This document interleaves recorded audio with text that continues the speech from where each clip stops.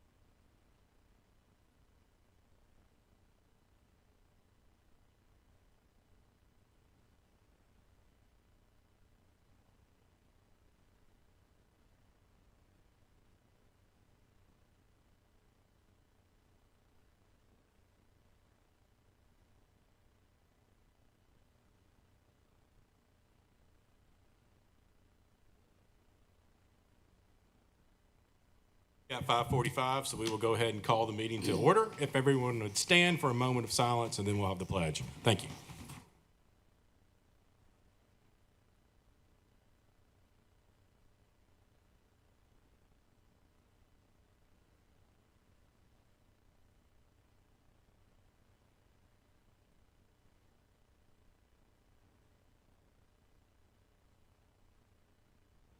Of the United States of America, republic for which it stands, one nation, under God, indivisible, with liberty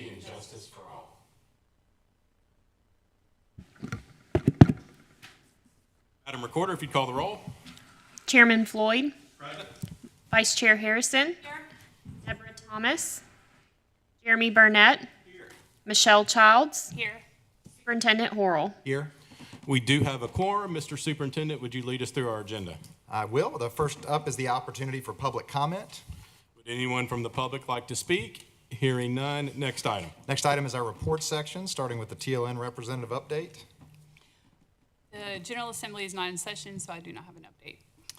All right, next up is the superintendent's report. I do have a few things I wanted to just touch on.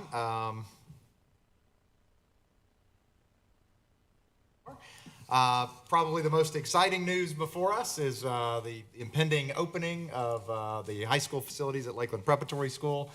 We have announced a public invitation for a ribbon cutting on July 30th at 9 a.m. When we did the middle school, we did it at 4:30 p.m. and it was very, very hot.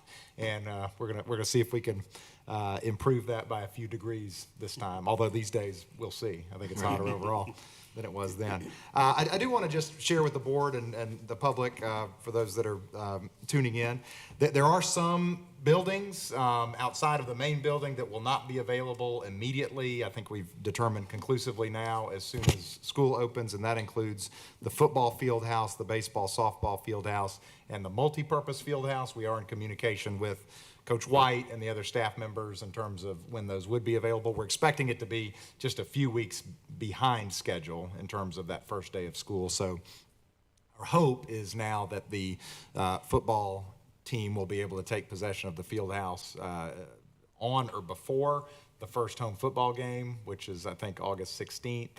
But like I said, there are some areas that, for varying reasons, are not going to be complete. So Chris Woods Construction has done an amazing job. That's actually they'll still be within their contract days because they did have some weather days they get to apply to the contract, but just so folks are aware. We're also right now kind of up against the clock for the sod on the baseball, softball, and band marching fields, and we're pushing Chris Woods very hard, and they're pushing their subcontractors very hard to make sure they get those installed. If we can get the sod in by the end of July, assuming that we do get some rain at some point ever again, we should be in good shape there as well. But considering the size and the scope of this project, to say that those are really the only areas of concern right now, hopefully tells you in what good shape we are. We don't have any concerns about the rest of the building being ready for the public to examine on July 30th, and certainly to be ready for the students to start school. So we're excited about that. Building's looking really, really good, and I really can't say enough. Thanks to Chris Woods Construction and Renaissance Group for keeping things on track. We'll give them a real big thanks when it's all done, but they're really doing a great job to kind of meet our unique needs as a school system differs from most corporate or commercial clients. I did want to review. We've gotten some kind of updated and I think better ideas of grade level counts for registration as they relate after giving an update last time. Essentially, in terms of the students that we know have said, basically, we are coming, and they've done that through registration, or in some cases follow-up calls where maybe they didn't register, but the parent said, I'm sorry, we're planning to be there, we just haven't gotten registration done yet. Total right now for Lakeland Elementary School, K through 4, is 940 students, and the total for LPS is 1,052 students. Now, we still have about 66 students who haven't said, I'm not coming, but they also, schools have not been able to get in touch with them, so they really haven't said one way or the other. They haven't actively registered, but they also haven't said, I'm not coming. If those students also come, then the two numbers would be 973 at LES, 1085 at LPS. And I'll go back to the original projections for the two schools are 991 at LES, and coincidentally, I think, 1052 at LPS. So right now, we've already said at LPS, we've met our projections. If everybody that hasn't reported back comes, we'd actually be at 1085, slightly over projection. We're a little under projection right now at LES, but not really, anything to be concerned about. So very, very excited, and that includes, because we've kind of kept up with this right now, 176 students in the 9th grade that have said absolutely we are coming back, and there are about 8 more that we're still kind of hoping to get in touch with or hear from. So again, overall, in a really good position with what we know, to start school, and we've still got some time left. Right now, we've got 150 kindergartners, new kindergartners, they're all new, registered right now. Sometimes some of them are in the preschool, so we actually call them returning, even though they're really new to the system. So that's great news, and we'll continue to keep you guys updated and as far as what that looks like. Wanted to note that TCAP scores for the districts have been released. Obviously, in our system, if you're looking at a grade level, you're seeing both the district and the school level scores, since we only have one school that has each grade level. Overall, pleased with the TCAP scores. We did have some dips in 3 areas. That was 4th, 6th, and 8th grade math. We had improvements over last year in all other areas. That being said, our goal is to get back to the 18-19 scores where we were pre-pandemic. So we're taking this data and putting it to work, and have already begun having very specific conversations with the principals and those in academics, and the principals have used, in some cases, that data to make adjustments in terms of teacher assignments and grade level assignments. So we'll do what we do and try to use the information we have to keep getting better. And then finally, we're feeling really good about where we are with human resources, thanks to our HR director, Jessica Millspa, and the great work of the principals. The areas where we're really still looking for people are in custodial and nutrition workers, and those tend to be positions that you hire closer to the actual event. However, if anybody's listening and knows of folks that would be great additions to the LSS family in those areas, we'd love to talk to them, and feel like we've got a great environment to work in and a great team. So that concludes my superintendent's report. Any questions for the superintendent? Mr. Burnett and then Ms. Childs. Dr. Roll, on the TCAP numbers, how closely, or are you prepared to say how closely those came to what the projections from the intermediate assessments throughout the year? That's a great question. Mr. Adler has been on vacation the last 2 weeks. I don't think he scheduled it around the TCAP release, but he might have been wise if he did. But that's one of the things we're asking him to do. And he will do kind of a summative report for the board on the final TCAP data, and will include where that case data is. So it varied, and there were some places where there was a bit of a swing, but I think for the most part, just from a quick look, it looks like it was helpful. Great. So, great question. That, our community, it's so easy for all of us to take for granted the fact that an entire construction project happened in a pandemic, just because I feel like everything that gets done is done so excellent. And, the fact that a high school in the middle of teacher burnout has occurred as well. So I just want to say a huge thank you and a huge bravo to every single person involved with the construction in the middle of ships backlogged in China, and having the creativity of having to store things in like where the baseball field would go or wherever. We'd see spiral staircase out by the parking lot, and just like all the creativity and all the hard work that has gone into this, because we've all read stories of nightmare projects in the middle of a pandemic, and just the level of excellence that went into this is overwhelming to me. So I can't even name people. I'm sure you will do a great job of that as time moves on.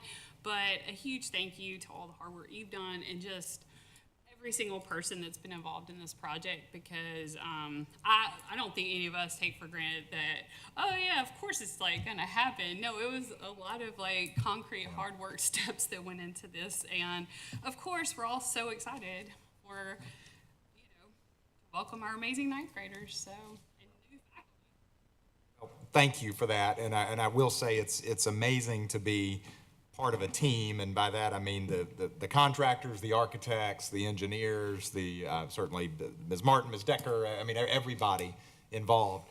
They're all excited about this. I mean, the people building it. I mean, the site superintendent, the project manager. I mean, they'll say things like, "Have you been in the auditorium today?" They just because as it starts to come together, I think they have that same sense of pride that you do, that we do, and thank you for noting that.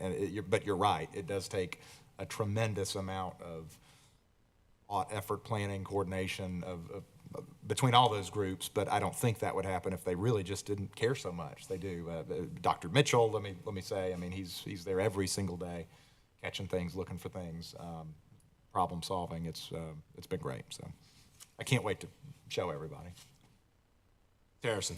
I did have one question. You mentioned about the field houses availability.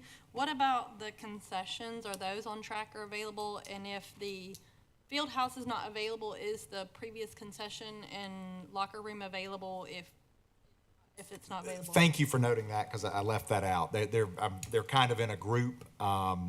The concessions, yes, the current visitor side concession stand will be available. I have talked to the football booster president and talked to Ms. Martin about, the what if, and the what if is that football would keep doing what they do there.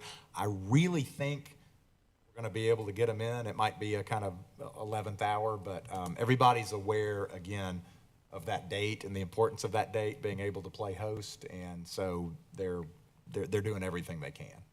So I believe we will get in, but it definitely won't be that we get the rest of it.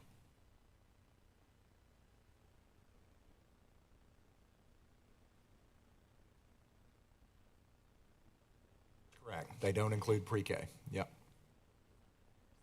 Everybody might be like, why was there addition added on and things like that. But Yeah. in speaking with Ms. Lockhart, she said basically at this point, every space is occupied if you include functional skills, if you include speech therapy, if you include all the other things that go into all the services we provide, that actually all the spaces are occupied. That's correct. And one thing we've tried to do, and I think another thing that we probably don't even think about so much, we've really made an effort to improve teacher-student ratios over the last few years. And when you put fewer kids in a classroom, you need more classrooms. So that's another consequence of that. If you've got 17 kids in a kindergarten classroom instead of 22 kids in a kindergarten classroom, and you've got you start with 8 or 9 sections, then you need 9 or 10. So. Other comments or questions on the superintendent report? Hearing none, we'll move to the next item. Next item is approval of the agenda. Are there any additions to the agenda or deletions anyone would like I'd to like make? to request one addition. Dr. Horrell. I'd like to add update to 2022-23 stipend schedule. Item number 25, Yes. to stipend schedule. Anybody, a board member like to make a motion to approve that? move. We have a motion from Ms. Harrison. Second. We have a second. We have a second from Mr. Burnett. Is there any objection to adding an update to stipend schedule as item number 25? Hearing no objection, we'll add this to our agenda. Madam Recorder, you got all that? Next item is discussion item 1, discussion action on contract for Superintendent W. Edward Horrell III. Is there a motion to get this item on the floor? I'll move. We have a motion. Is there a second? Second. We have a motion and a second. Ms. Harrison, would you like to speak to this? I know you worked with the Yes. superintendent. So what you have in front of you is an updated, and it is actually a new contract, 4-year contract for Dr. Horrell, the effective date essentially laid out would be July 1st, 2022, and it would run through June 30th, 2026. Some of the highlights or changes, one of the things that Dr. Horrell and I talked about was setting his performance evaluation at the end of the school year, the end of the fiscal year, so that it aligns actually with how things have gone through the fiscal year, so it would align up. So it would be no later than June 30th, so that it would correspond with like kind of how our fiscal year runs and and the school calendar runs, so that we would be doing his evaluation that lines up with that. There is the superintendent result of his evaluation, and it's in there. And then there's also one thing that I felt like Dr. Horrell was wonderful at agreeing to this. One of the things we saw with some changes, like we had in administration school year, was sometimes that it can create questions or uncertainty in the staff. And so Dr. Horrell and I worked out a timeline so that if there was a notice given, so that if he was terminate his employment or whatever, that there was a 120-day notice, so that it would essentially attempt to take us to the end of a semester, so that we were lining up with the end of the semester if something like that happened, just for continuity of our school system and our employees. It was really a great conversation that he and I had about that, and what I felt like personally it would do for our school system and morale, and give our staff and everybody some security in there in kind of where we were leading or where we might going to be a change in superintendent. So I thought that was a significant give to make sure we felt like our staff, it was good for our staff morale-wise. And that was, yes, those are the major changes that are in there. Further comments or discussion on this item? Hearing none, all in favor say aye. Aye. Any opposed? Motion passes, contract is approved. Next item. And if I may, let me say thank you to the board. It's, as it has been, and I say this every chance I get, it's a pleasure to serve, and a pleasure to serve with this board and the Lakeland community. So thank you for your faith in me and your continued support. I'd also like to thank Ms. Harrison, the vice chair, for her efforts in working with you to get us a draft that is agreeable to everyone. Next item. Next item is the consent agenda.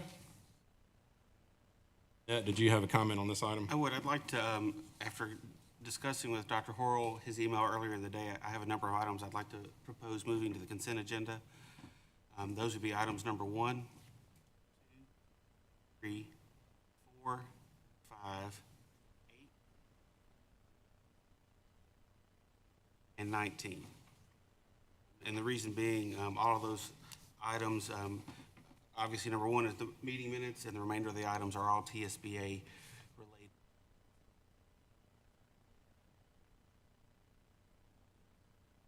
Mr. Burnett has made a motion to add these items to our consent agenda. Is there a second to this motion? Second, and then we can have discussion. Yes. So we have a second. And Madam Recorder, did you get the items? 2, 3, 4, 5, 8, 15, 19. The items I have. Is that your motion, Mr. Burnett? Yes, sir. Thank you. All right, so we have a motion and a second. Discussion, Ms. Harrison.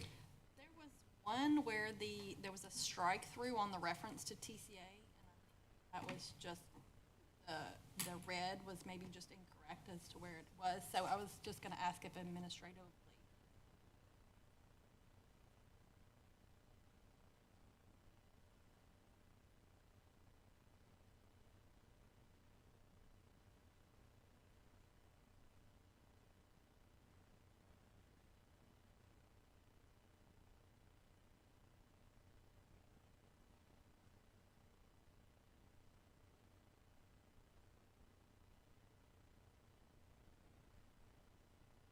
Where it was up in the top, it had a strike through the 1. It was on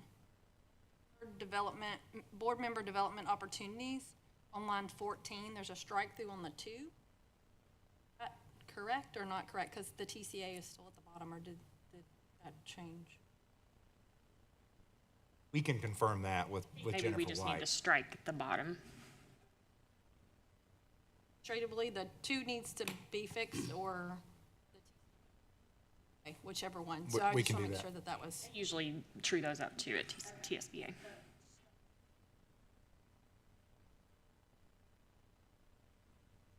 There comments or discussion on Mr. Burnett's motion to add these items to the consent agenda? Hearing none, all in favor of adding these items to the consent agenda, say aye. Aye. Any opposed? Items have been added to our consent agenda. We are now on the consent agenda. Is there a motion to approve the consent agenda? I'll move. We have a motion. Is there a second? Second. We have a motion and a second. All in favor of approving the consent agenda, say aye. Aye. Any opposed? Consent agenda is approved. Next item. Next item, and we move into the discussion items. We have discussion item 6, discussion action on update to policy 3.202, emergency preparedness plan. Is there a motion to get this item on the floor? I'll move. We have a motion. Is there a second? Second. We have a motion and a second. Dr. Horrell? The most significant part of this policy was the addition of the remote learning drills that note that in addition to our other emergency drills, there would be some sort of drill that would simulate a situation where we would need to make sure that students and parents were prepared for a quick shift to remote learning. So we're still trying to find out specifically what that would entail, but I didn't want to recommend it to the consent agenda because it is something new that will impact students. Discussion on this item? Just for clarity, we don't have any direction on, like, just that we should have one, and we're working to get those procedures in place. That is correct. Okay. Now, what the implementation of this policy is going to look like. This is a first read. This is a new, well, this is not a new policy, No, is it's it? a It's an It's a update, yeah, change. so we can. It'll be approved upon passage tonight. Any further comments or discussion on this item? Hearing none, all in favor say aye. Aye. Any opposed? Motion approved. Next item. Next item is item number 7, discussion action on update to policy 4.101, instructional standards. Is there a motion to get this item on the floor? I'll move. We have a motion. Is there a second? Second. We have a motion and a second. Dr. Horrell? Yes, these were some updates that have to do with complaints about curriculum materials and prohibited concepts. This is something that we've discussed as you have discussed as a board, but again, I thought it was important to highlight these changes. Any discussion on this item? Hearing none, all in favor say aye. Aye. Any opposed? Motion passes. Next item. The next item is discussion action on update to policy 4.210, credit recovery. Is there a motion to get this item on the floor? I'll move. We have a motion. Is there a second? Second. We have a motion and a second. Dr. Horrell? Yes, so this change actually anticipates the board approving the change to the grading system, which is 4.600. So I'm going to, with the approval of the board, I'm going to speak to both of those. Basically, and we've had some preliminary discussion on this, and the state legislature has approved a new grading scale that is only required to apply to financial aid. They are taking it to the State Board of Education, and we anticipate that it will be approved. So we're actually working in anticipation of these changes, although we have the ability to do this regardless. And one of the reasons I wanted to go ahead and bring it is so that we can go ahead and notify the teachers and therefore the students of these changes with as much notice as possible. Initially, as we have discussed in this room and in this format, I thought that it would be 2 different grading scales, most likely, that there would be one for financial aid and the other for academics. There has subsequently kind of been a movement basically just to true them up, as we discussed was a possibility. So this does slightly, what will happen in the grading system change, it does change the D and the F ranges. The A, B, and C stay the same, but the reason that pertains to credit recovery is when a student takes credit recovery, they are essentially, for passing it, they're assigned the lowest possible grade that you can get. And previously, that would have been a 70. That I'm bringing for your recommendation tonight, that would be a 60. So that's a long explanation, which really covers both policies, but the change in this one would that the 60 would be the passing grade for credit recovery. Discussion on this item? Harrison? I just have a question. Is it necessary to list the 60%, or can it not be generically worded to say compliance with the lowest grading assignment possible, or something, so that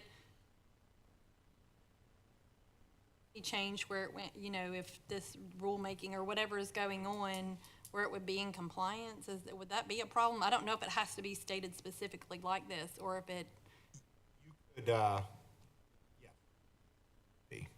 So you could change it where the 60 was not in there, and it would say the,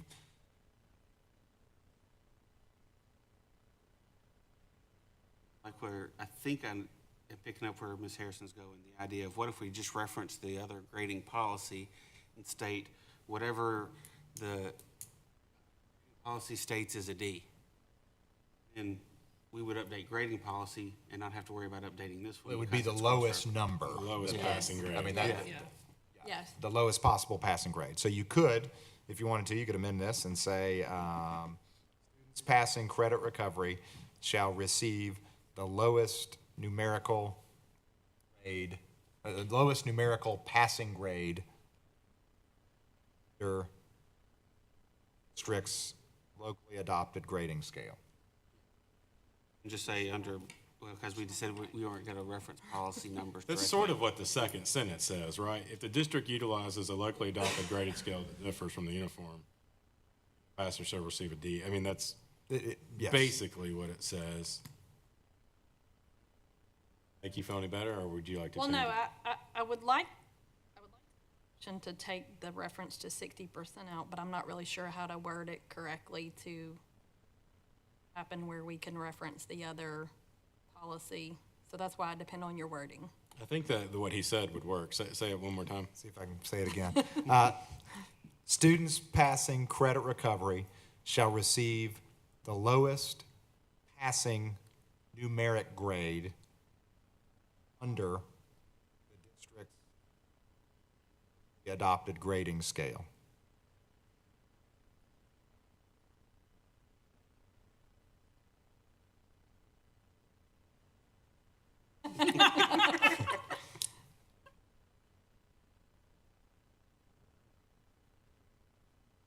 That, Madam Recorder.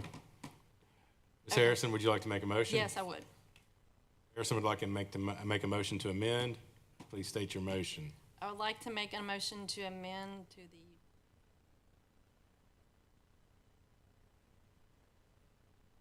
Madam Recorder, can you read that out for everyone? And line 19, page 2 to read, students passing credit recovery shall receive the lowest passing numerical grade under the district's adopted grading scale? Adopted grading Locally scale. adopted grading scale or system? The adopted grading scale. We have a second for this motion. Second. We have a second. Now, this is open for discussion. We're only discussing the amendment. Any discussion on the proposed amendment? Hearing none, all in favor of passing the amendment, say aye. Aye. Any opposed? The amendment is approved. We're back on the main motion. Any discussion on the main motion? Hearing none, all in favor, say aye. Aye. Any opposed? Motion passes as amended. Thank you. Next item. Next item, discussion action on update to policy 4.212, virtual education program. Is there a motion to get this item on the floor? move. We have a motion. Is there a second? Second. We have a motion and a second. Dr. Horrell? This is also a change due to Tennessee Code annotated changes, but again, I just wanted to highlight it, that it allows the option of essentially going remote in the case of extreme or dangerous weather. So in the case of inclement weather, we would, rather than just cancel school, if we wanted to utilize the option, we could have students work from home, which I'm sure would be really popular. But if we did run out of inclement weather days, this would become an option to keep us from having to extend school into the summer. Any discussion on this item? and just for clarity, this kind of ties into that other policy where they added the remote learning drills and would tie into that continuity plan? Yes. Okay. Yes, that's a great point. Yeah. Okay.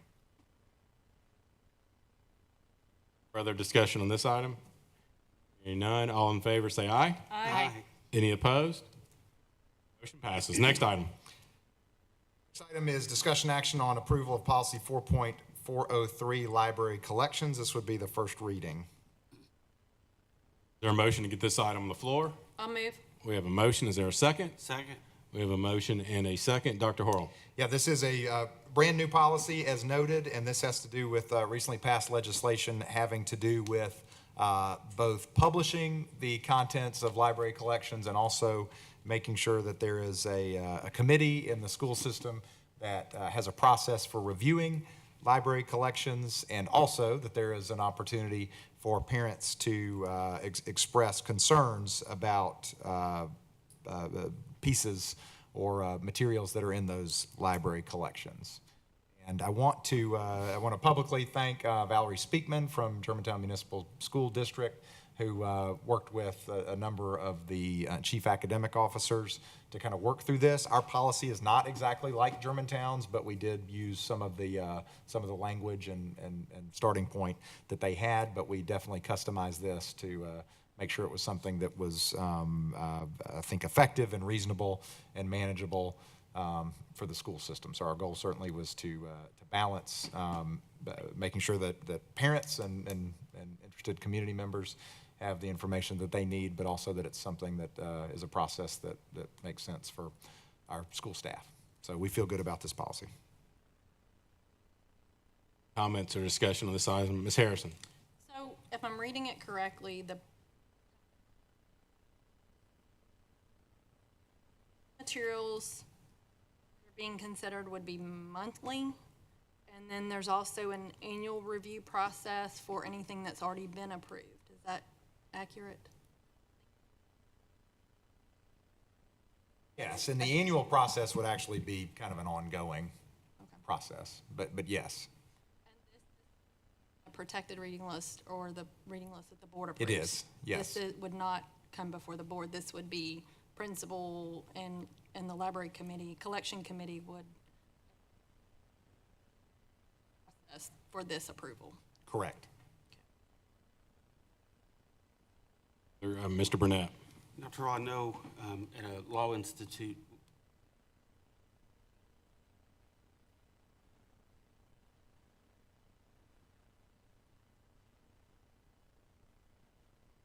the dynamic list, so for all of your electronic collections, or were schools going to need to feedback or The intent, at this point, our plan, it is new legislation, but our plan is to have a link to Alexandria. Add-on module that you could add. Alexandria is the library kind of record-keeping and checkout system that we use. It's an inventory system as well. So there was an add-on that where you could have it as a dynamic list. Further discussion? Ms. Harrison? So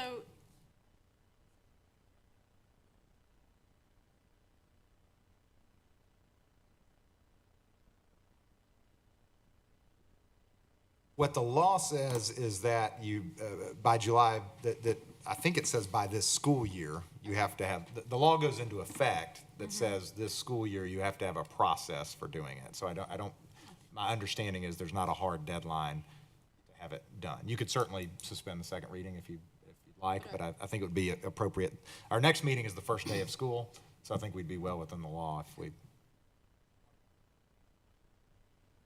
Next business meeting is first day of school? I think that's. Make sure we're at the work That may be session. a work session. That may be a work session. It's the first is the work session, 8th is the business meeting. All right. So it is a business meeting. We can do that. okay, so we would have to go through the first, so it doesn't say that it has to be approved by the first day of school, it's just during the school year. Further comments or discussion on this item? I do. Childs?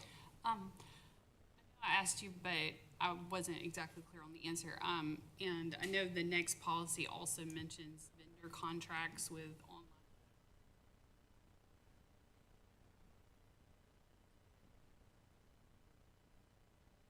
Being that we wouldn't be able to use them anymore because they're not going to be able to filter out.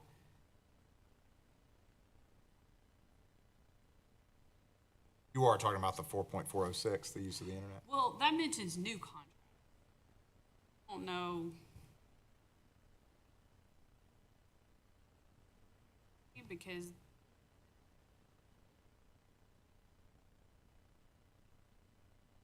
I don't know if we do the contracts every school year or if we have multiple school year contracts, but I just didn't know if, I know there's been some statewide discussion on certain library apps that schools use that have a number of books.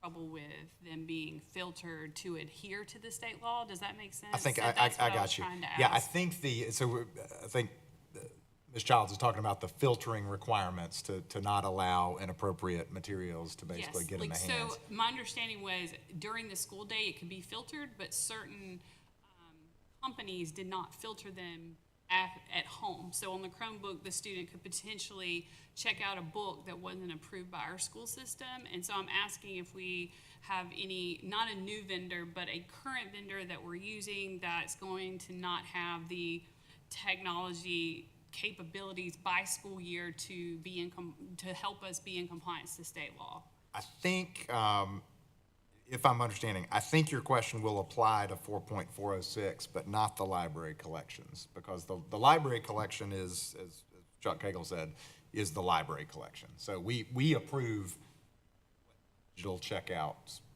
are available. I mean, it's a specific list that you can check out from our library by the definition. So, I mean, there are other services that sometimes are made available through schools, like Epic. Yeah. And Epic is not part of the library collection for the purposes of this law.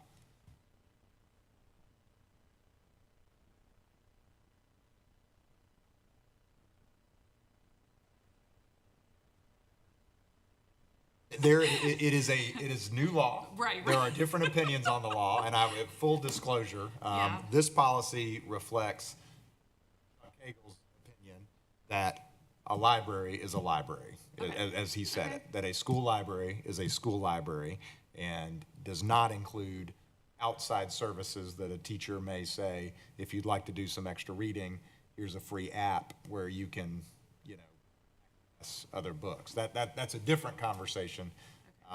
For the purposes of this, we are talking about the school library, not include those kinds of services. Although, you are correct, there are some attorneys that have said,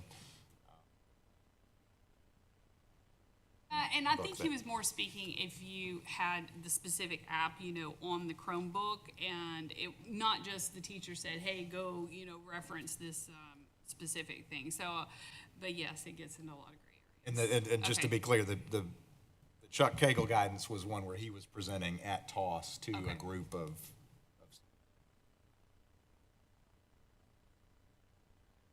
Don't have any thoughts on this discussion, but there was something whenever it's done, there was something I wanted to add to Ms. Harrison's point from a few minutes ago. At that legal institute, Mr. Cagle was there, and when this one came up, he and Mr. Torres, there was a conversation, and Chuck Cagle gave his expressed opinion that matched what you just said. I asked because that helps too. me to just understand what,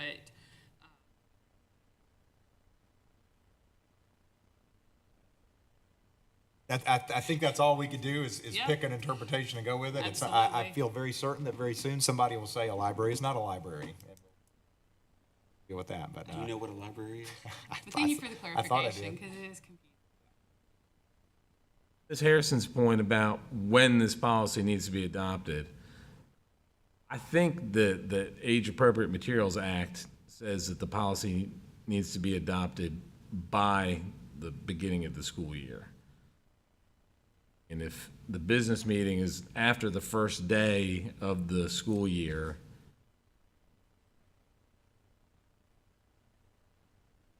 or the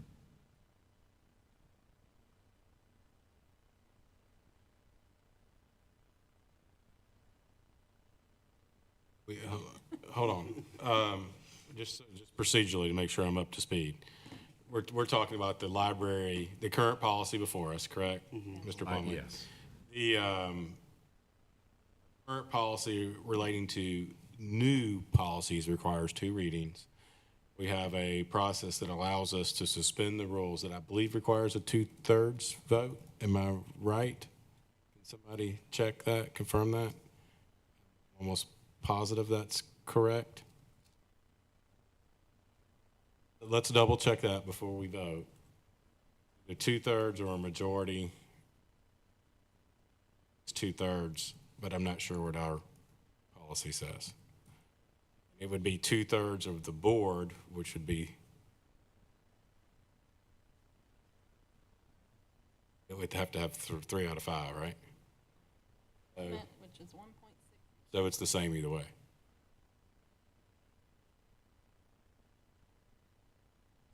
Just curious, because we had one person out, and make sure we didn't have to have. By affirmative vote by a majority of the members of the board may waive the second reading limitation and take immediate action to adopt new or revised policies. So we can do that today. All right, Ms. Harrison, would you like to make your motion? I'd like to make a motion to second reading and adopt this new policy on the first reading. We have a motion. Is there a second? Second. We have a motion and a second. Any discussion on this item? Hearing none, all in favor of approving Ms. Harrison's motion, say aye. Aye. Any opposed? Motion passes. We are back on the main motion, which is the discussion of the current policy. I have Ms. Harrison. 2 questions. So in this policy, it says that we will be compliant with having materials maintained on the school website. And also it says a feedback form about things that maybe somebody wants to have reviewed for taking out. So we're prepared to do that and have all of that available and updated on our websites by the start of We've been talking about it since the policy passed, so yeah. the, okay. Any other comments or discussion on this item?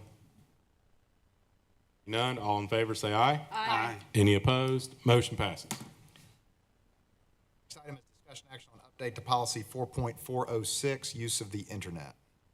Is there a motion to get this item on the floor? I'll move. Motion, is there a second? Second. We have a motion and a second. Dr. Horrell. So these are some updates to the language in the law that Ms. Childs referred to. And it discusses specifically that this internet safety measures must include technology that blocks or otherwise prevents pornographic materials. It notes prohibiting and preventing a user from sending, receiving, viewing, or downloading materials that are deemed to be harmful to minors. And says that the board shall provide reasonable public notice of at least one public hearing or meeting to address and communicate its internet safety measures, and talks about how complaints shall be handled. There is, let's see, and it does discuss the vendor contracts, as, again, Ms. Childs referenced, that prior to entering into contracts, the district has to get an assurance that the vendor shall adhere to this state law. This one is significant.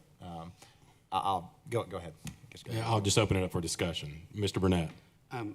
Questions on line 8 and 9. The board shall provide reasonable public notice of and at least one public hearing or meeting to address and communicate its internet safety measures. Meeting, do we have a special meeting? So I had this conversation with Dr. Tyrrell today, and I'm actually gonna recommend an amendment to the annual agenda that we just do this every September. Presentation that Dr. Tyrrell does as part of our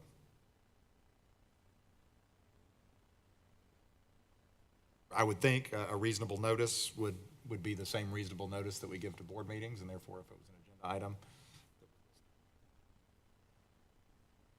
public notice. Harrison. I just have one question on it is about the September timing, and we can discuss it at the annual agenda time, but I just perhaps like to at least move it to August, just because we're going into the school year. If parents have concerns at that public hearing, giving us time to address it before we're getting to our September meeting. If we have it at September and parents have concerns, then we're not addressing it till 2 months into the school year. So certainly that timing, I would like it to be earlier, start of the school year, potentially July, but at least August, so that we have time to address it as school starts back. I'm certainly up for what our thinking was that August is so harried with people getting ready, they might be less likely to pay attention, and might not even know what types of, just because if you're a new student, you may not comprehend. Some of it will be technical. These are the things we do, and these are the, passwords, and so I'm sure Dr. Terrell would be happy. She'd be pretty tight probably to get it together by August, but I'm sure she could if.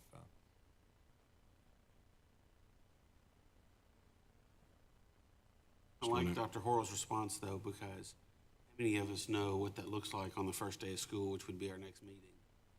Even if we did it at the business meeting, where it's just a week in, did it in September, that does give people that time frame to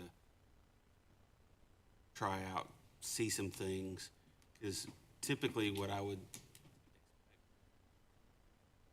board action on a policy measure type of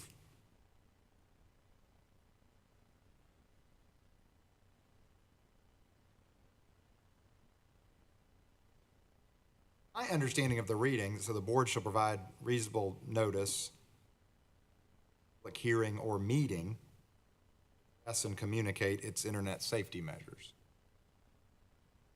Of an informational presentation rather than, it says later, complaints alleging a violation shall be submitted to the grade level instructional supervisor. So I don't see it as this is the opportunity for parents to bring their complaints about internet safety. To me, she might say, and we've had an incident, here's what we did and how our safety measures work.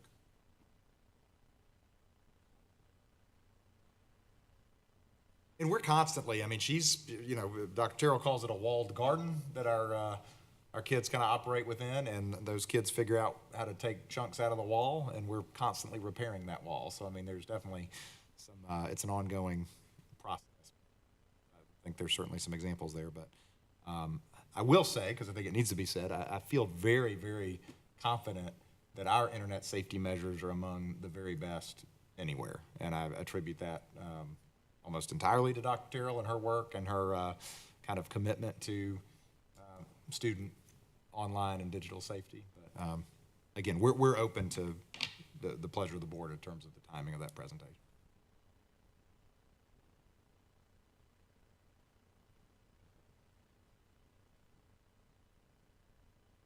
Five.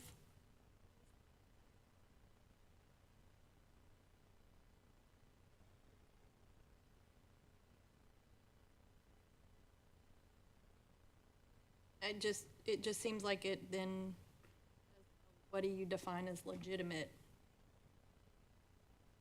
By not define as legitimate, Sure. so. It's a good Yeah. point. I wouldn't have any issue with that Yeah. word being struck. Well, then I'd like to make a motion to strike the word legitimate on line 5 of page 4. We have a motion. Is there a second? A motion and a second. We have discussion on the amendment. The amendment is eliminating the word legitimate on line 5, page 4. Go ahead, Mr. Burnett. Just one point of consideration, I don't know that I feel strongly one way or the other, but similar term when we talk about individuals having access to student records. I think that's a term used fairly consistently throughout FERPA, is people having access to student data should have a legitimate instructional. So for me, it's a contextual thing. I see it and read it, and I didn't read it the same way Ms. Harrison did. I also don't know that there's a real difference between legitimate instructional purposes and instructional purposes. Discussion, not necessarily, I don't. The only reason I say take it out is because then somebody has to define what legitimate is. That's the concern to a teacher. What is legitimate to this teacher may be different than what is. So then I'm now putting on the staff to say what is legitimate instructional purposes. So if it means, I agree. so. Simple is better. Yeah. Let's eliminate I'm good with that. any ambiguity. Any further discussion? All in favor, say aye. Aye. Any opposed? Motion passes. We're back on the main motion. The discussion on the policy. Dr. Horrell, as you read in the same paragraph, lines 4 and 5 on page 4, as I read this, district staff are prohibited from accessing personal social networking sites on school computers or in school hours except for instructional purposes. So as I read this means that during school hours, no no matter what the device, social media networking sites are not to be accessed. Is that how you read it as well? I just want to be clear that even if you have your own personal phone, it would be a violation of this policy if you were to get on Facebook or Instagram or something during school hours. That is the intent. Right. Yes. I just want to be clear and say that out loud, that school computers is listed is not the intent of this policy, Right. Or not the sole intent. not the sole intent. Related to that, in this, there are people that their job is to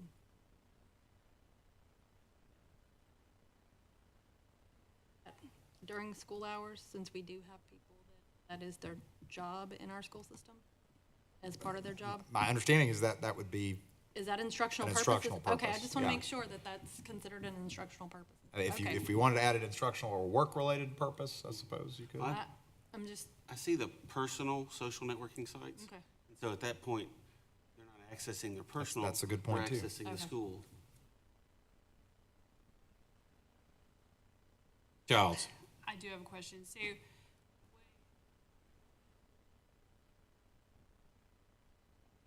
that include if there were,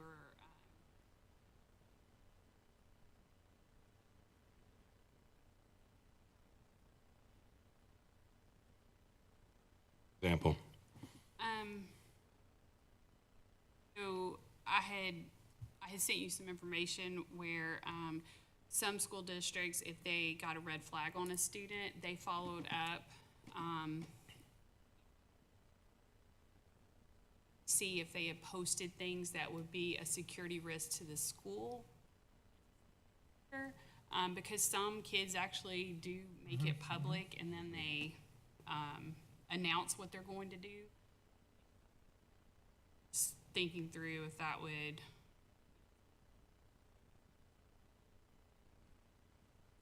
Say work-related purpose. I think that would, Agreed.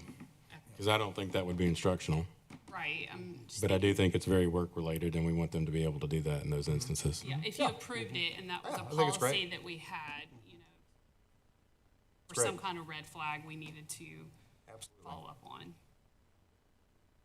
So would the proposed amendment be instructional or work-related purposes, or do we just want to say work-related purpose?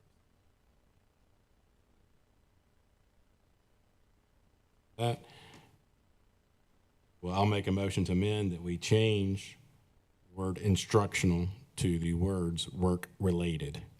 Is there a second to that motion? We have a motion and a second.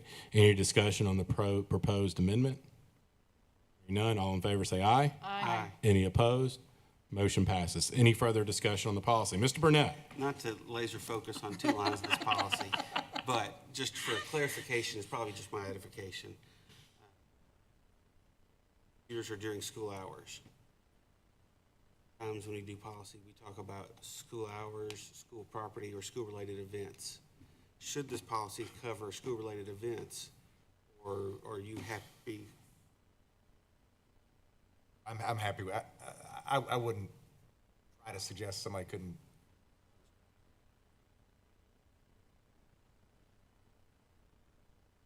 What is, we've got, when school is in The session, instructional day. the instructional day, yes. Okay, yes. great. I just want to make sure. Thank you. Yep. Any further comments or discussion on this policy? Madam Recorder? Just wanted to speak to that and say that our actual technology use agreement does address that for if you're using like the district's internet or a district device and you were doing something outside of, you know, acceptable use, general. So that is sort of covered. The comments or discussion? Hearing none, all in favor say aye. Aye. Any opposed? Motion passes. Next item. Next item is discussion action on update to policy 4.600 grading systems. Is there a motion to get this item on the floor? I'll move. We have a motion. Is there a second? Second. We have a motion and a second. Dr. Horrell? So this was the previously mentioned update to the grading systems. We also had some language about the when we were kind of living in this dual world where the high school courses last year were under one grading system and moving forward, so we've cleaned that up as well.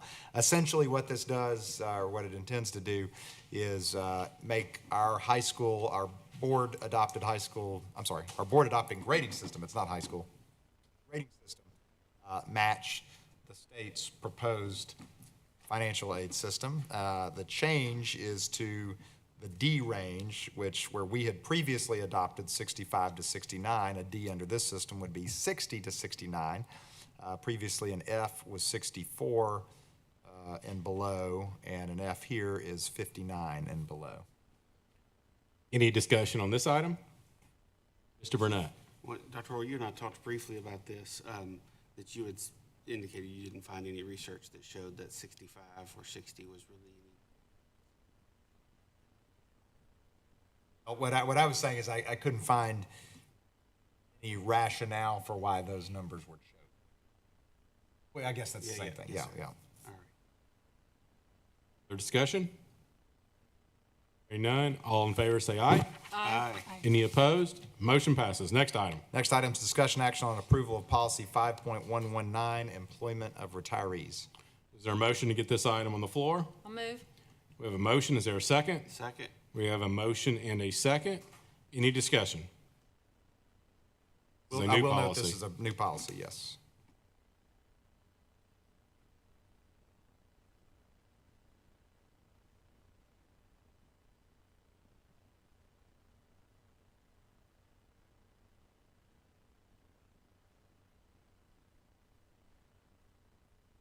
It is a fair question. This is another one of those where it's state law is state law.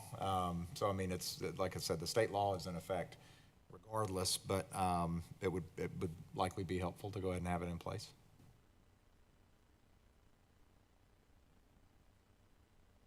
Now that we've learned that it only requires a majority vote, we can take that motion quickly. Is there a second to that motion? Second. We have a motion and a second. Any discussion? Hearing none, all in favor of suspending the rules, say aye. Aye. Any opposed? Motion is approved, and we're back on the policy. Any discussion on the policy? It's predominantly state law. Hearing none, all in favor say aye. Aye. Any opposed? Motion passes. Next item. Next item is discussion action on update to policy 5.201, separation practices for non-tenured teachers. Is there a motion to get this item on the floor? I'll move. We have a motion. Is there a second? Second. We have a motion and a second. Dr. Horrell? This did, again, this is also changes to state law, but it had a couple of notes that I just wanted to make sure were directly before the board. One of it discusses that the superintendent shall not suspend a non-tenured teacher with pay. And if reinstated, the non-tenured teacher shall be paid full salary for the period of the suspension. Probably even more significantly, though, because that pretty closely tracks practice, that written notice of non-renewal, it adds that shall be sent to the teacher by certified mail, overnight carrier, or by email. And it also adds if the reason for non-renewal is due only to a loss of funding, then the notice shall include a statement listing it as the cause for non-renewal. Discussion on this item? Hearing none, all in favor say aye. Aye. Any opposed? Motion passes. Next item. Next item is discussion action on update to policy 5.701, substitute teachers. Is there a motion to get this item on the floor? I'll move. We have a motion. Is there a second? Second. We have a motion and a second. Dr. Horrell? Several of these related to the retired teacher changes and the circumstances under which you can use a retired teacher. This did add some clarifying language until a licensed teacher is available, talking about substitute teachers, but says that a retired teacher can be used if they hold the appropriate endorsement, and then takes out the language about having it only for 120 days. Long story short, these are to address the teacher shortage. I mean, we have a massive teacher shortage in this state, in this nation. Lakeland is not exempt from that, so we're certainly open to, and in fact, along with many other superintendents, are constantly pushing for as much flexibility in hiring people that can do the job. So this is another example. Any discussion on this item? Harrison. One question. So, like, kind of line 2 where it says until a licensed teacher is available. So essentially what I read that to mean is that the search would continue for even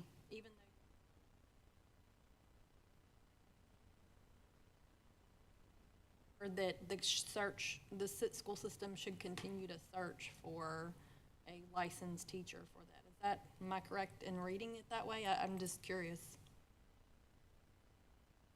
Well, a substitute teacher, obviously, the day-to-day is not really what it's talking about. To fill temporary vacancies, I think what it's saying is ideally, if you've got, something where somebody's gonna be out either on a medical leave or a maternity leave, a medical leave, any sort of leave like that. Ideally, you're gonna find a certified teacher to fill that role, and if you can't, you get a substitute teacher. I think, my understanding of this policy is that the, retired teacher is an either or on the 20 consecutive days absence. If substituting for a regular teacher who's been absent for 20 consecutive days, must have a teaching certificate with the endorsement or be a retired teacher. We used to have that. Okay. I'm saying, Also, for line 2, it's saying if you maybe filled it with a sub for 20 days and a licensed teacher became available after day 10, you would put the licensed teacher in that position as opposed to filling it with the sub for the full 20 days. Ms. Childs. Does that mean that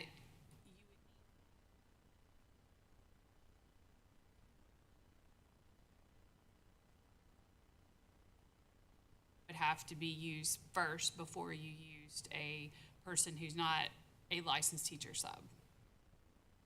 We take it on a case-by-case basis if they're gonna be, if the absence is known to extend past a certain time. Like Dr. Worrell said, if it's a daily absence or something, it could be any sub, and most of our subs are not certified. But if it's a long-term absence, we do go to the list of certified subs, and those are the subs that we pull from first. Other comments or discussion? Hearing none, all in favor say aye. Aye. Any opposed? Motion passes. Next item. next item is discussion action on update to policy 6.200, attendance. Is there a motion to get this item on the floor? I'll move. We have a motion. Is there a second? Second. We have a motion and a second. Dr. Horrell?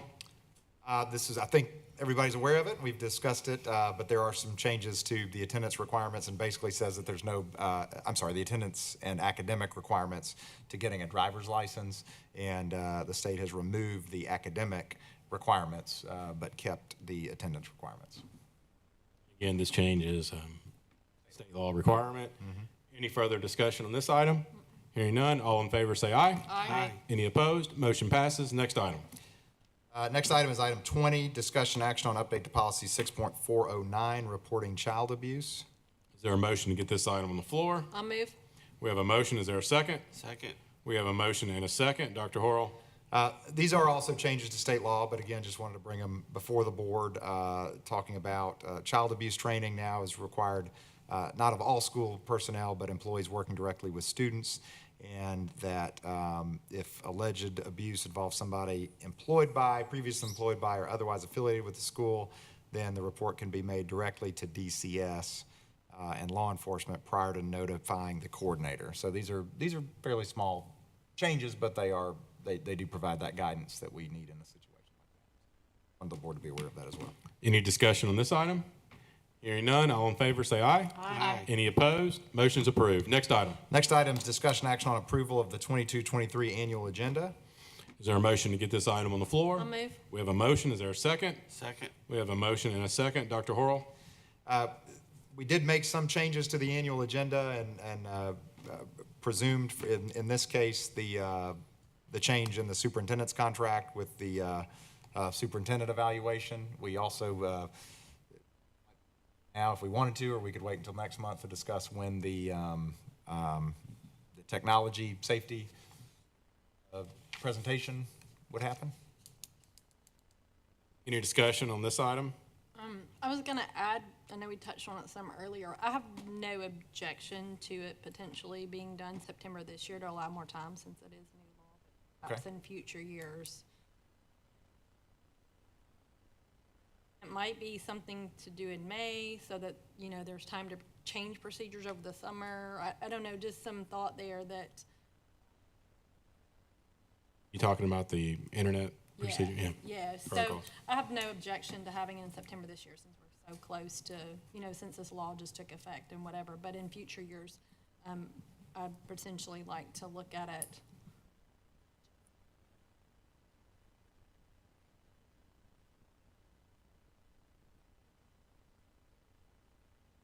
Board that something we may question in the procedures that we would like to see shored up or questions answered about before they go into effect, things like that. I think the only challenge, and I just want to make sure we're kind of contextualizing what would be happening.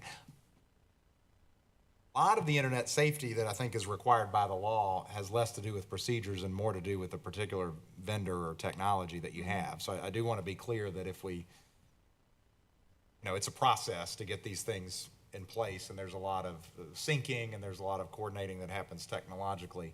So I guess I'd want to be careful in thinking that we're going to do a presentation, at any point in April, May, whenever it is, and then say, well, we'd like you to go find a new vendor, because there's obviously a gap between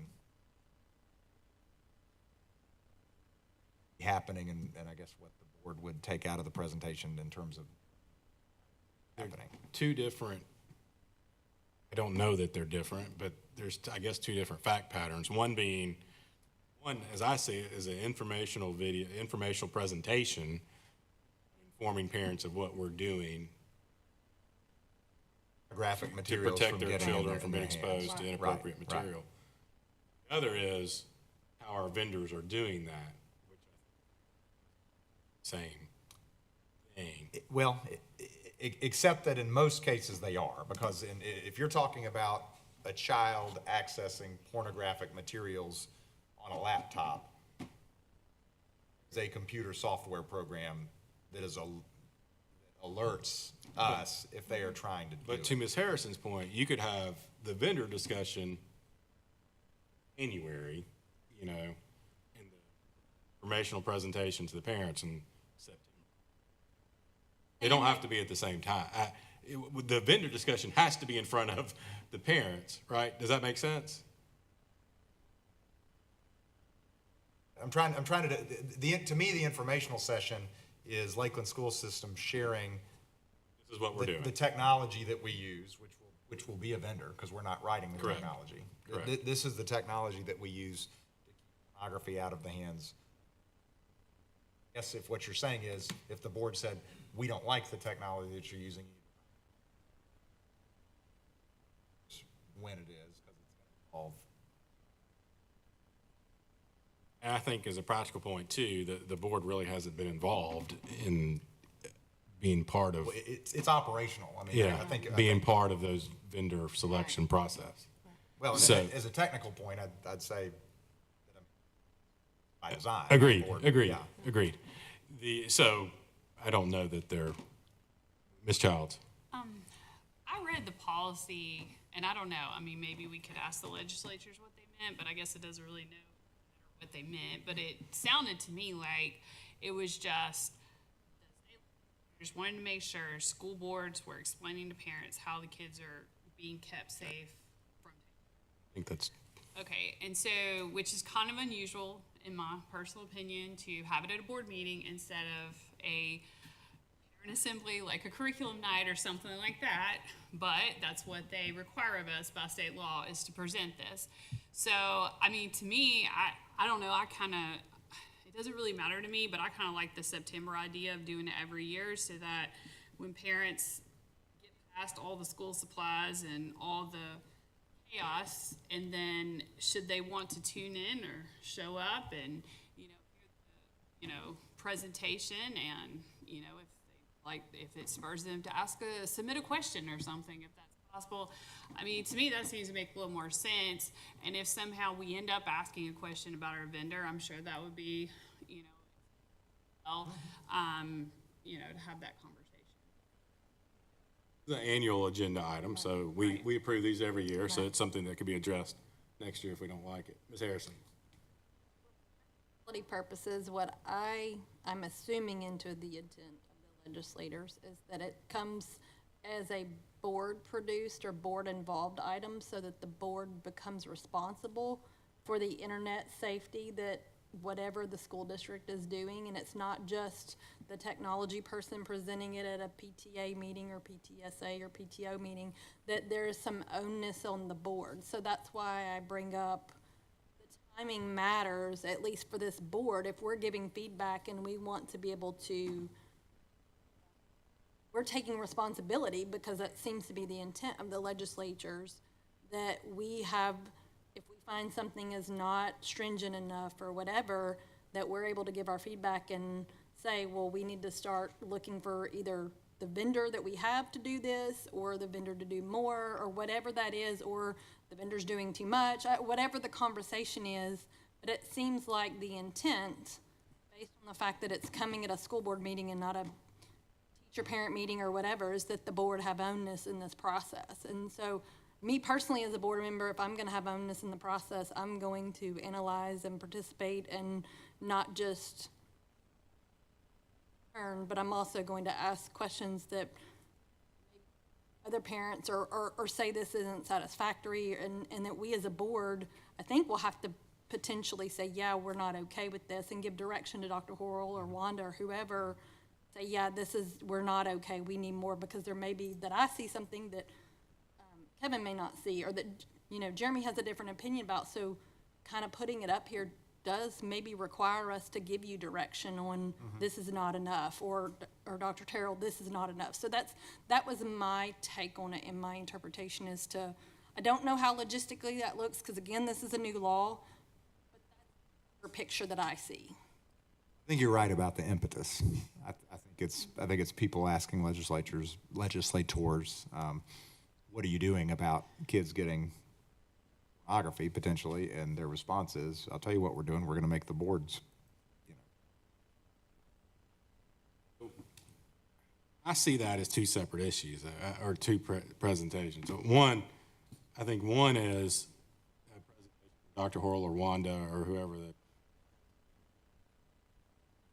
department saying, this is how we're doing, this is what we're doing to inform the board. And then I see a separate presentation at a meeting to the public to this is what we're doing. That way, if the board, if Ms. Harrison identifies a hole or a flaw in the IT protection program, I don't know what we're going to call it, but it needs to be addressed before we present it to parents or citizens.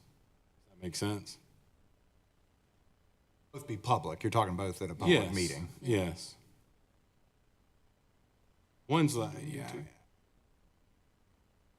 I don't disagree with your point, because it's, if I'm gonna have to weigh in or give you direction, or we as a board are gonna have to give you direction, it probably should be before we're pushing up.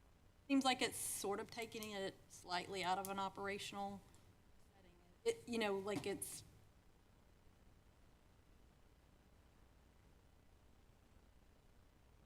anyways, I think it's gonna be interesting for us to navigate it, and I'm certainly open to however this board chooses to navigate it, but I think of it now will become part of our board responsibility in the long term. I think that we can agree that at this point, the vendors have been decided, the process is already, and nothing's going to change between now and August. Right. So it is what it is for this year, and then we can regroup and look at it next year. Mr. Burnett. And I'd add, as I hear more of this, I tend to agree more with Ms. Harrison. Let's go with September this year and after that. But I'd also like to, as part of that presentation, request what are the fiscal resources we're assigning to this?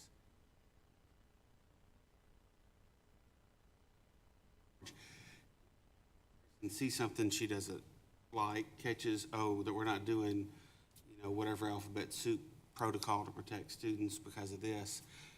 And we'd say, okay, well, currently this cost us, I don't know, $25,000 a year. Protection's gonna be another 50, so that we're kind of informed, here's what we're spending now, and as we have that conversation, we don't get blindsided by saying, it's only another $500, or maybe it's another $500,000.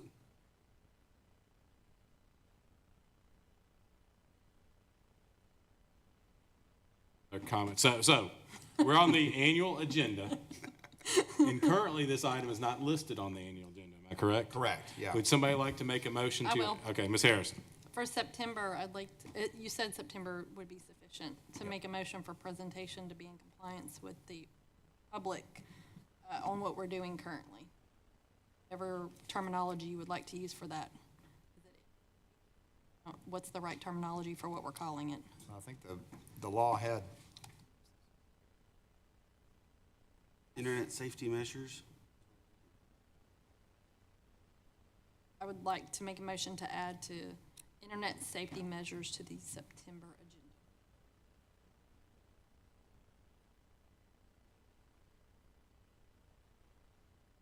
We've discussed this already, but any discussion on this, on this motion? None, and this is an amendment to our annual agenda. So all in favor of approving the amendment, say aye. Aye. Any opposed? The amendment is approved. We're back on the annual agenda. Any further discussion on the annual agenda? Ms. Harrison? I just would like to ask, this is just me, a technical kind of thing. Could you put the policy review at the same point in each month?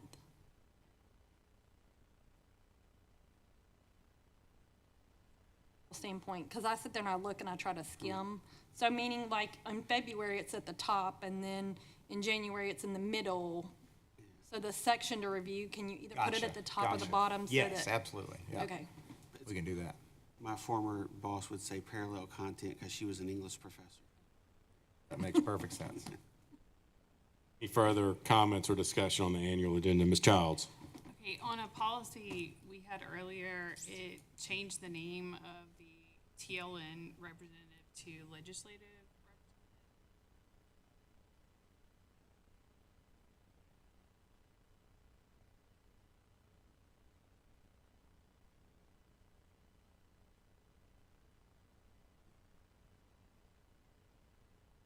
I agree. Ms. Childs brought up a great point in that one of the policies that we put on the consent agenda changed the language from the Tennessee Legislative Network representative.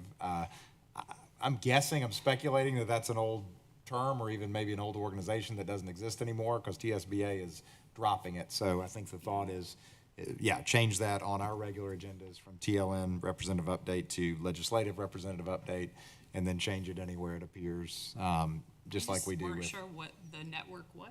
So we'll and- change it on the annual agenda as well. So when it says elect, administratively, can we do that? Yeah, like I we don't do? think there's any issue there. Does it also, is the policy 1.200, is that still reference? Does. We'll go Blanket. back and, yeah, Okay. change. Like director of schools to superintendent. Right. If we Yeah. catch it, we'll kill Right. it, and if we don't, y'all will, I'm sure. Further comments or discussion on the annual agenda? I had one more. Yes, Ms. Childs? So, it had the school board appreciation in January, but I thought we met in February this year. What is it? That's our planning, like our trigger to plan for it. Board appreciation is always, it is in January, and then we usually run it into our next meeting. Because you have the holidays and everything before and coming off Christmas.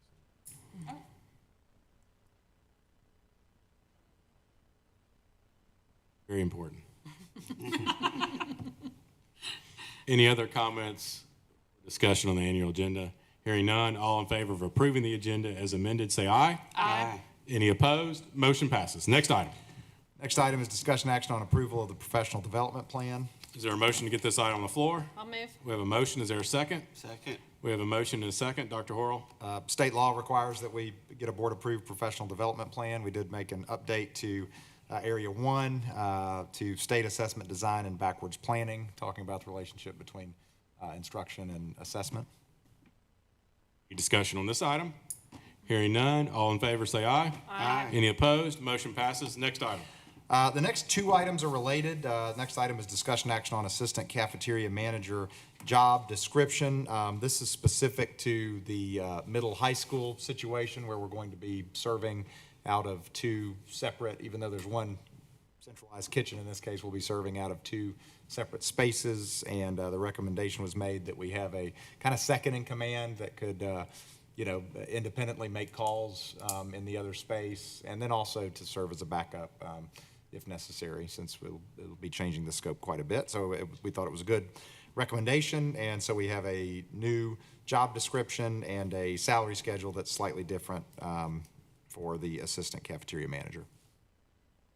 Discussion on this item? Ms. Harrison? Just administratively, if you could put either periods at the end of each one of them or not put periods at the end of each one of them, just for consistency purposes. Other discussion on this item? Oh, on the Did I not get a actual item. motion? we not? I'm sorry. I thought we did. Sorry, not that, not that. That is my, I'll make a motion to bring the item to the floor. is there a motion? I thought we did. Second. We have a motion and a second for Mr. Burnett. Any further discussion? Hearing none. All in favor? Aye. Any opposed? Motion is approved. Next item. Next item is discussion action on 2022-23 salary schedule, assistant cafeteria manager. I'll move. We have a motion. Is there a second? Second. We have a motion and a second. Dr. Horrell, same Same conversation before, as before. Any further discussion? Hearing none. All in favor, say aye. Aye. Any opposed? Motion passes. Next item. Next item is discussion action on update to the 22-23 stipend schedule. We have a motion. I'll move. We have a motion. Is there a second? Second. We have a motion and a second. Dr. Horrell. So this one is being added on the floor. This is a move up of the athletic director position, which is not to be confused with the athletic administrator. But currently, and for the past years of the middle school, the athletic director is the person that is typically responsible for making sure that TSSAA or TMSSA has the information that they need regarding coaches, players, rosters, fees, trainings. They do a lot with coordinating with referees. This is the job that Coach Godwin has been doing. This has been a Tier C stipend, and essentially in one fell swoop, we're doubling the number of teams, if not more, that we have in the school. So the recommendation is here that we move this up one tier from Tier C to Tier B. Any discussion on this item? I have a question. Ms. Childs. Just to clarify, because I do get confused about this, can you speak to the difference between what you just said, the athletic director and the athletic administrator? Yeah, it is confusing to people because we've talked about this with the Athletics Advisory Committee quite a bit. I think particularly in SEC country, people tend to think about athletic directors being kind of the end-all be-all that are driving the overall vision and decision-making and kind of goals, and administratively kind of driving the overall athletics program. It is much more of a kind of do the work in terms of sometimes often clerical work, paperwork. There are a lot of requirements that TSSAA can catch you on if you're not careful, and the job of the athletic director is to be that coordinator within the school.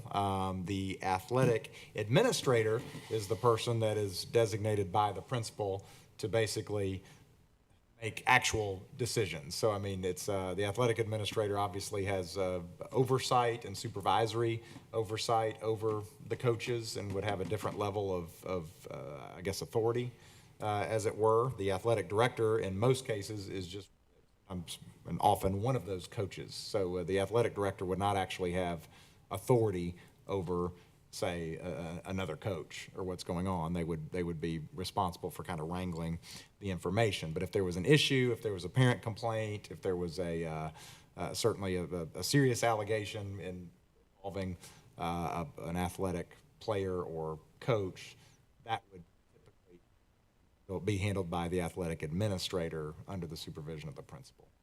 So if a parent had a question or a concern about a sport, it would be directed towards the athletic administrator.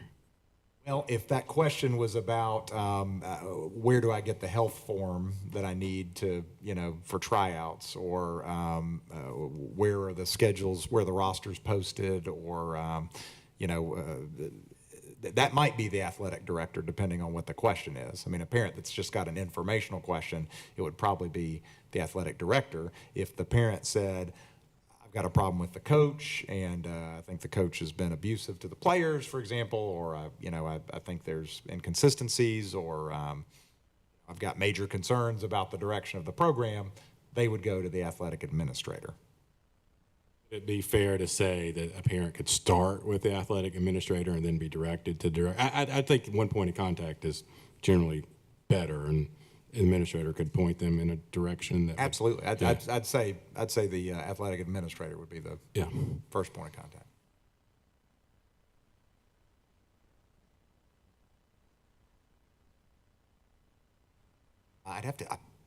I don't know that the new athletic administrator's name has been updated, but check.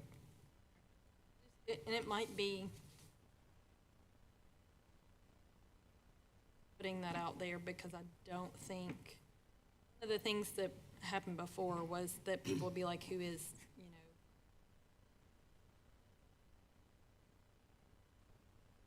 our athletic page, it might be worth listing.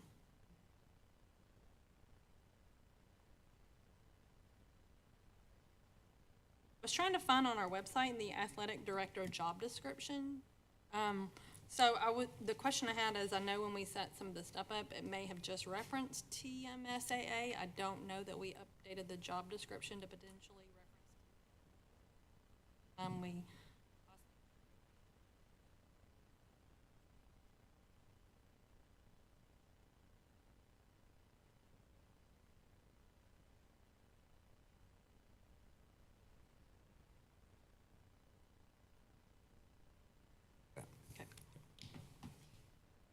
On the motion, any further discussion on the motion? Just one, Mr. Burnett? again, as we saw in playoff season so that director, where there were teams that got eliminated in the playoffs because they were playing ineligible players. Yes, So, absolutely. It's critical. Further comments or discussion? Hearing none, all in favor say aye. aye. Any opposed? Motion passes. Next item. No further items on the agenda. Are there any announcements?